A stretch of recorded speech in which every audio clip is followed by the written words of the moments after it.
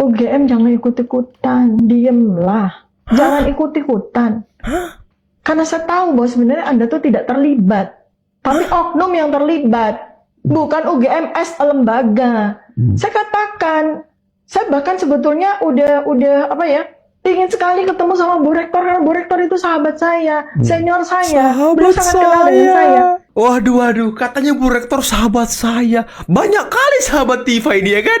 Beberapa waktu yang lalu, saya tuh masih ingat teman-teman, Tifa juga mengatakan bahwa Kapolri ini sahabat saya.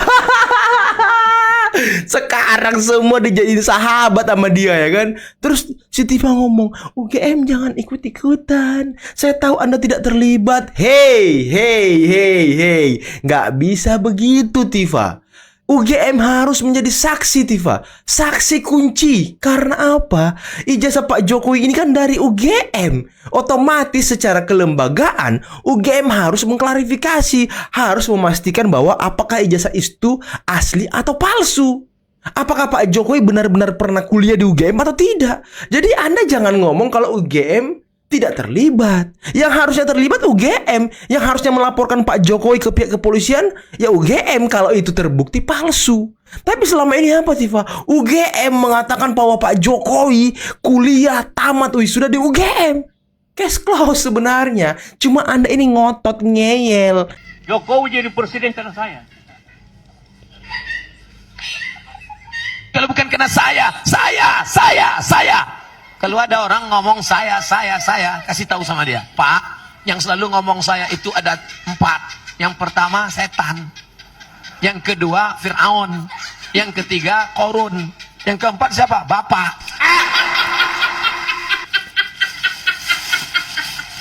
Saya mengatakan inilah jahatnya orang yang bernama Joko Widodo. Kenapa jahat? Dia membiarkan anak bangsa terpecah belah, mendebatkan apakah ijazahnya asli atau palsu. Padahal mudah sekali untuk membuktikan. Kalau dia asli, tunjukkan itu. Tapi kalau palsu, jangan dipotong. Saya setelah ini pulang. Kalau dia palsu, maka banyak sekali jalan berliku dan lain sebagainya. Embos lah, inilah dan lain sebagainya. Padahal kalau dia seorang negarawan, kita tantang malam ini, tunjukkan ijazahnya yang katanya asli, yang sudah ditunjukkan di Polda Metro Jaya pada tanggal 15 Desember 2025. Undang press conference, undang Roy Suryo, undang Rismon Sianipar, undang semua pakar telematika dan digital forensik seluruh dunia ini untuk menyoroti itu dan kemudian mengadakan konferensi internasional membuktikan apakah yang ditunjukkan pada tanggal 15 Desember 2025 itu satu-satunya spesimen yang dianggap asli. Tidak ada spesimen lain yang dibilang asli kecuali spesimen itu, maka kita akan mendapatkan jawaban yang konkret. Tetapi karena dia jahat, setiap hari, setiap saat kita bertengkar. Wabillahi taufiq wal hidayah. Wassalamualaikum warahmatullahi wabarakatuh. Saya pulang. Karena tidak akan dikasih kesempatan ngomong lagi. Saya dulu Pak. Bentar. Kenapa Pak Jokowi? Soal Pak Jokowi. Stay mas. Santai aja. Buku saya berikan kesempatan. Saya Silakan. pulang. Kecuali kalau dikasih kesempatan untuk closing nanti minta closing. Karena sudah kesepakatan enggak? Saya dikasih kesempatan closing statement enggak? Saya tanyakan. Tidak. Tidak. Oke, baik. Mohon maaf Bung Refli, mohon maaf. Oke, silakan. Evan, tapi Refli Harun jangan keluar dong, jangan keluar. Haknya bersangkutan. Haknya bersangkutan. Kalau saya tidak dikasih kesempatan ngomong lagi, ngapain saya di sini? Itu namanya orang bodoh, Bapak Jahmada Girsang yang saya hormati. Anda menghormati saya kan? Tetapi ketika Anda belok, Anda nggak ngomong apa-apa ke saya. Wabillahi taufiq wal hidayah. Wassalamualaikum warahmatullahi wabarakatuh. Waalaikumsalam warahmatullahi wabarakatuh. Terima kasih Bung Refli. Silakan lanjut Bung Rifai, silakan. Ini dari Pakai pengacara Raja Konten, kata Rismon. Ini teman saya yang paling baik. Tetapi ketika belok dia tidak ngomong.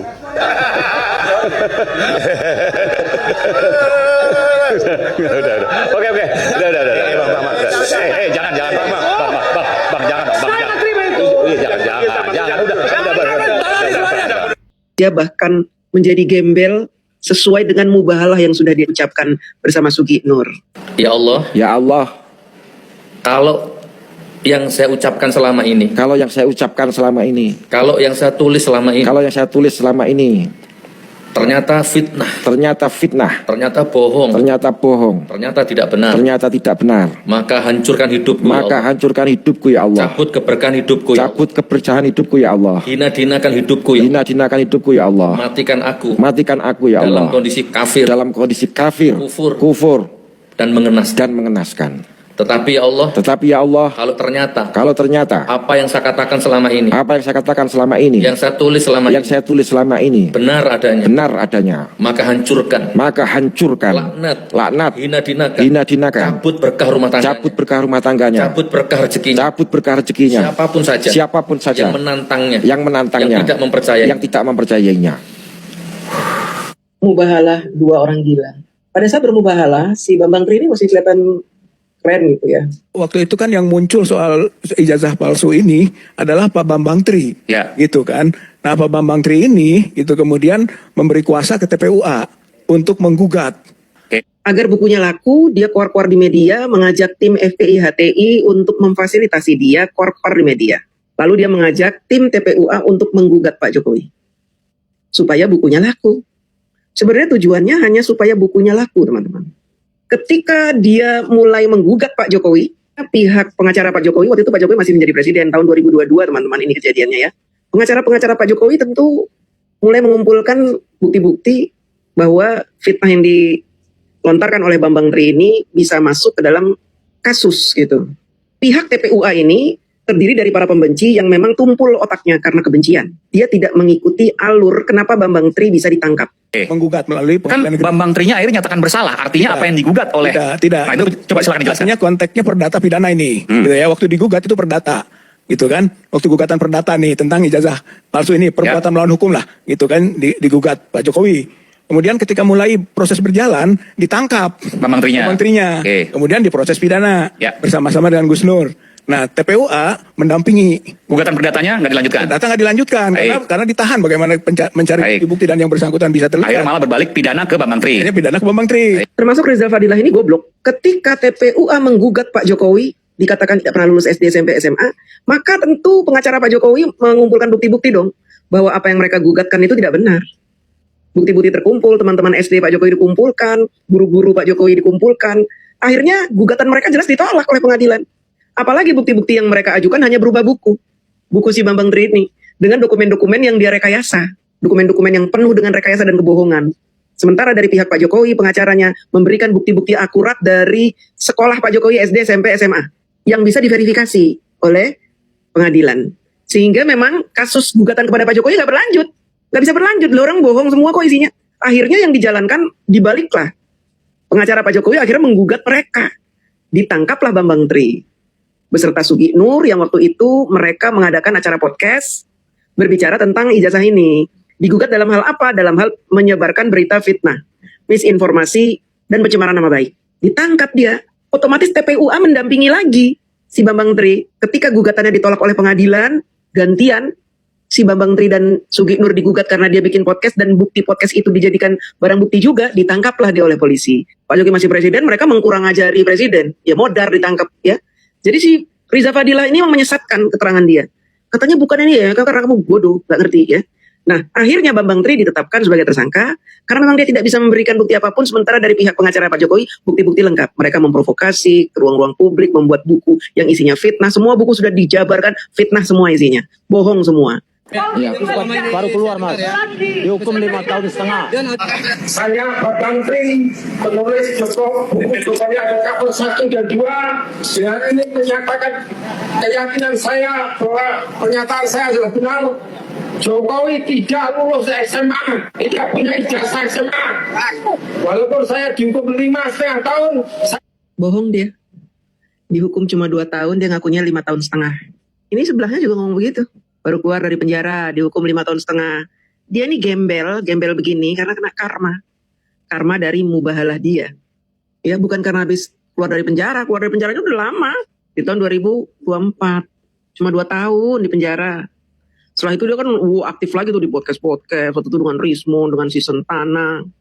Kemudian dipanggil ke Aiman juga. Tapi teman-teman bisa melihat kan betapa sengsaranya dia. Dia bahkan tidak bisa berdiri lama, duduk, dia ngomong sambil duduk.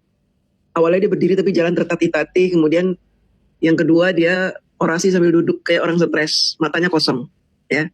Ini laporan juga awal dari organ dari kasus jasa Jokowi hadir, walaupun situasi kesehatannya seperti hari ini mereka juga hadir. Dan ketika dia dibebaskan, dia mulai memfitnah polisi.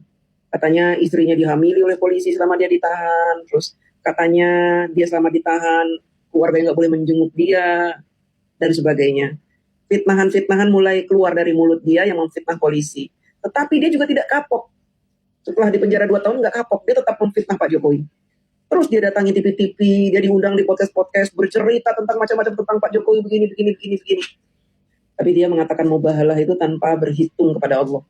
Berhitung kepada yang menyaksikan segala perbuatannya yang dilakukan oleh mulut, tangan, kaki, pikiran. Hasil mubahalah itu dia panen saat ini. Saya sebenarnya sedih ya melihat Bambang Tri berubah drastis ketika dia memfitnah Pak Jokowi tanpa merasa berdosa dan terus-menerus memfitnah, tidak menyadari bahwa apa yang dia lakukan ini adalah sesuatu yang membuat murka Allah. Semua yang dia lakukan ini fitnah, tapi dia nggak sadar-sadar, saya juga bingung. Ini dia sebenarnya bertuhan apa nggak sih? Hasil mubahalah itu sudah Allah perlihatkan sedikit. Sedikit teman-teman, tapi kita sudah kelihatan.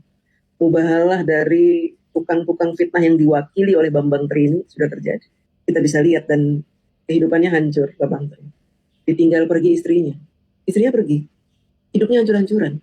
Dia nggak ngurusin badan lagi. Pandangannya kosong. Isi kepalanya hanya fitnah. Hanya fitnah, tuduhan, kebohongan, tapi matanya kosong. Jalannya terpincang-pincang. Rupanya dia sakit. Dia mengakui kalau dia sakit. Benar-benar sengsara hidupnya. Sesuai dengan apa yang dia ucapkan ketika mubahalah. Sementara Pak Jokowi semakin sehat. Pak Jokowi memang sakit. Ujian sakit Pak Jokowi ini luar biasa. Tapi beliau sanggup menerima ujian tersebut dengan tawakal, dengan berbesar hati, dengan nerimo, ikhlas. Sehingga sekarang beliau sudah pulih, sembuh seperti sedia kala, bahkan lebih fresh, lebih sehat. Kehidupannya juga semakin bersinar. Jadi mubahalah ini tidak menimpa Pak Jokowi, tapi menimpa Bambang Tri. Kasihan sekali ya. Dia tidak sadar bahwa kesengsaraan dia ini diakibatkan oleh fitnah bohongan yang terus-menerus dia ucapkan. Tifa, tifu. Semakin hari, semakin aneh. Kenapa saya bilang dia semakin aneh, teman-teman? Karena, mau tahu kenapa? Tadi yang teman-teman dengar tadi di video tadi. Masa dia meminta UGM untuk tidak ikut campur dalam urusan ijazahnya Bapak Jokowi? Ini orang saya kira sudah koslet otaknya. Setelah sebelumnya dia bilang, saya ini utusan Tuhan. Saya datang ke dunia ini untuk menyelamatkan umat manusia dari kezoliman. Sekarang dia meminta UGM untuk tidak ikut campur. Ya jelas UGM ikut campur lah. Kan UGM yang menerbitkan ijazah, jadi wajar. Kalau UI yang ikut campur, itu baru tidak wajar. Kalau si Tifa ikut campur, itu tidak wajar. Kalau Roy Suryo ikut campur, itu lebih tidak wajar.